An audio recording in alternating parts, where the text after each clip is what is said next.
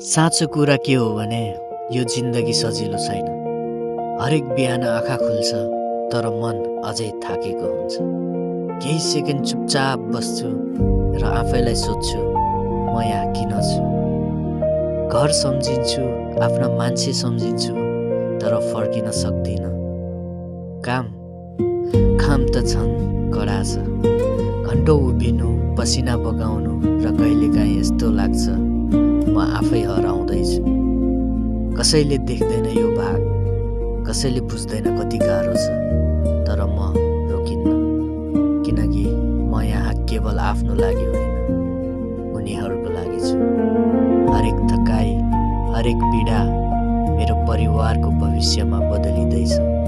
सायद आज म टुटिरहेको छु, तर भोलि म जित्नेछु, किनकि मसँग अर्को